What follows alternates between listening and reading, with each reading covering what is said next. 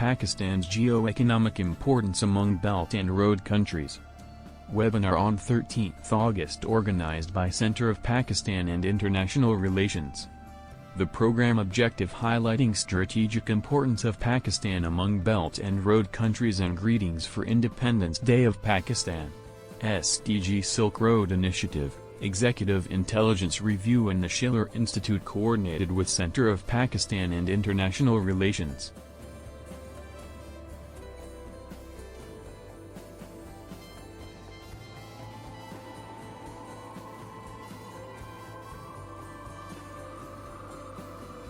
Amna Malik, after the formal opening of the session with the recitation of the Holy Quran, briefed about Gopar-long association with Belt and Road initiatives and published number of reports on Pakistan-China relations, SCO, BRI and Friends of China, and organized various activities highlighting CPEC, one of the most important project of BRI.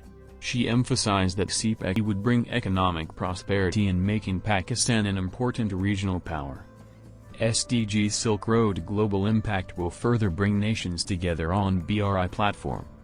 Center of Pakistan and International Relations, with the collaboration of SDG Academy, is doing series of activities related to Silk Road SDG Global Impact Playground 48. And today, this webinar topic is Pakistan's geo-economic importance among Belt and Road countries. As we all know that Pakistan is having a very important strategic location, and which can give it an added advantage among Belt and Road countries to facilitate sea and land route. CPEC is one of the most successful projects of BRI, and it is considered, and I believe that BRI is an ideal platform to tackle emerging international regional challenges. CPEC bringing economic prosperity and making people an important regional power. Belt and Road Initiative, which is formally called One Belt, One Road Initiative, we have been working with the Chinese government and Pakistan government for a very long period of time, and we published number of reports. So this is something which is connecting the world, and connecting economically is something which can also change the political dynamics. And that's why we thought that this is the time to have another webinar and discussion and an event on Belt and Road, keeping in mind the specific importance of geo-economic importance of Pakistan in this regard. After this event, we are also, as usual, we always publish certain reports and our recommendations. Today, we are having our worthy speakers who are also giving their own research paper and work in this field. So we are thankful to all of them.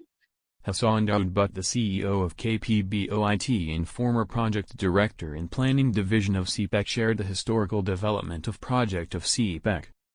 For Pakistan, starting from our Sust port at Kashgar all the way to Gwadar, it is not just providing our regional connectivity with China, but internally also it is providing connectivity with less developed regions of Pakistan.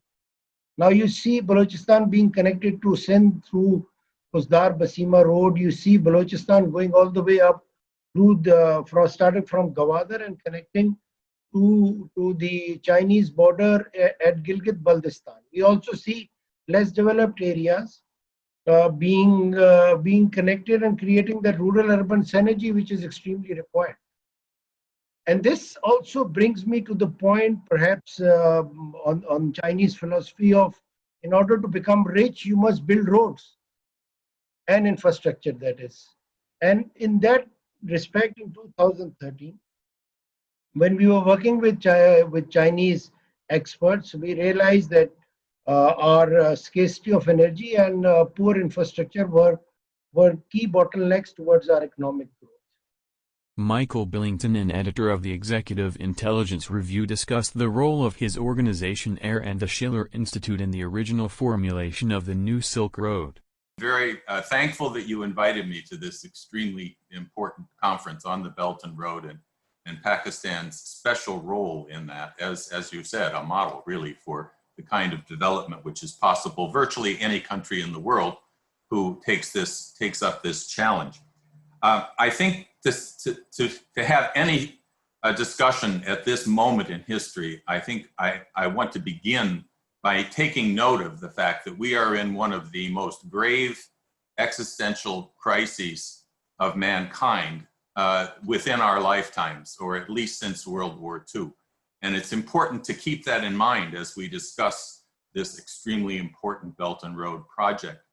Not only do we have this horrid pandemic, but this is, we're in the midst of an economic breakdown crisis unprecedented in modern history, and only somewhat sparked by the pandemic. The economic crisis actually was ongoing and was getting worse in the Western nations, not in China and not in Asia so much.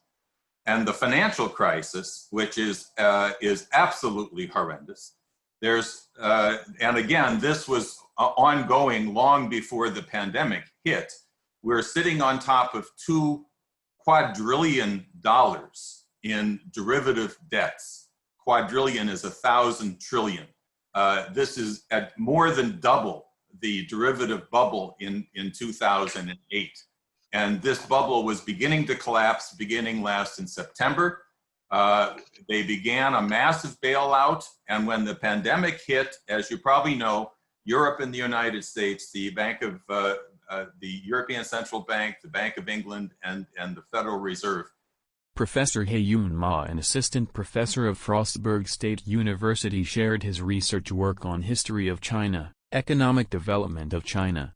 So thank you for inviting me to be here. And also it's nice to meet all my friends, old and new.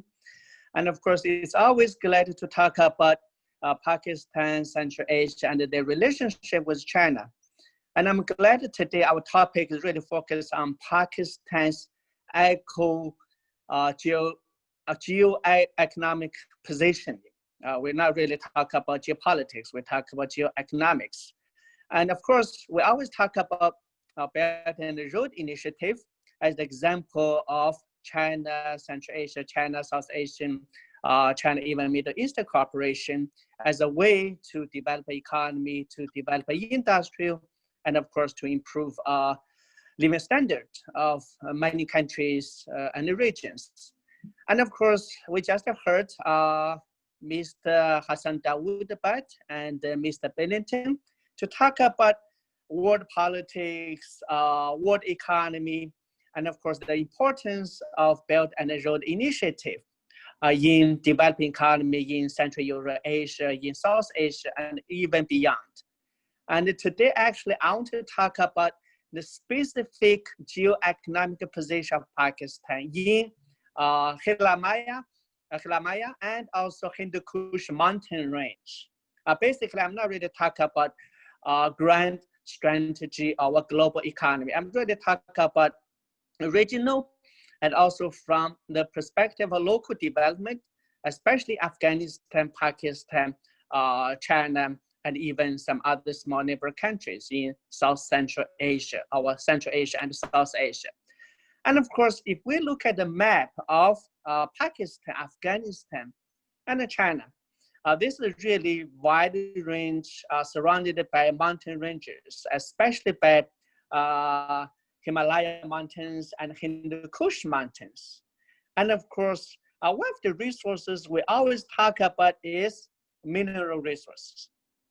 If you guys look at the map of Afghanistan, and also if we look at the map of Pakistan, the distribution of mineral resources actually really located in all these mountain ranges, especially Himalaya mountain in the north and Hindu Kush mountain in northwest.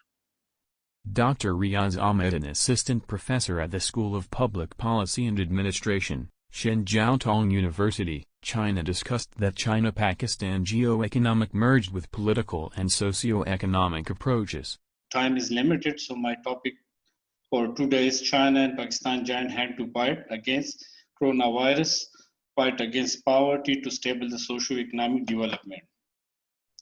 My topic is comprised on 3 parts. The first part is where to go next. The second part is what we are facing. And the third is what we did and what we can do in the future.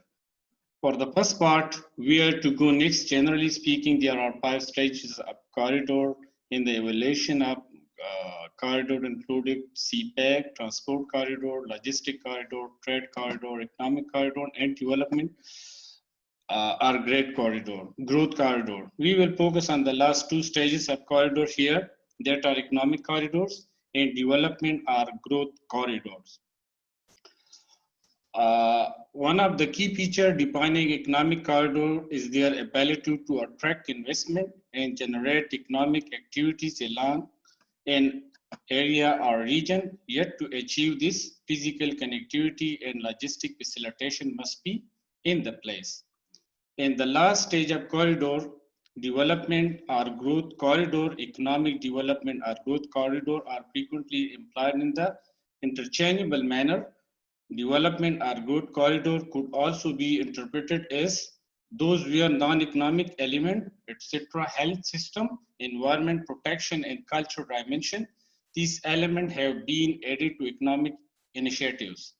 Other speakers Dr. Bashir Ahmed, Ms. Arouj, Ms. Aram Khan, Zahid Hussain shared their viewpoints. I'm one of the author of that book. That book has been co-authored about Belt and Road Initiative. And my chapter is about misgivings and resolve for Pakistan about the CPEC and the BRI. A lot of discussion has gone in fact, so far I have listened to a number of speakers here. And you see, what I could visualize from the discussion, focus is, I mean, it is a global perspective we are talking about.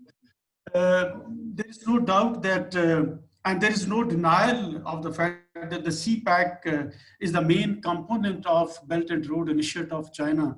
Amar Jafre, founder chairman SDG Academy and Saad Khalid, CEO SDG Academy, highlighted the importance of achieving sustainable development goals by Belt and Road countries. You know, last year I had a chance to go to China, and there they took us to the BRI headquarters. There I got this idea that this is the 21st century Silk Road. So when we were conceiving this project of SDGs, and we were trying to make this hackathon for 3 days, me, Sadaf, and our foreign partners, we thought about linking with Silk Road. So that today, these 3 days conference is like SDG Silk Road. You know, to my understanding, this is going to transform the entire world, because BRI is already connected with 64 countries, and this is really a 21st century Silk Road.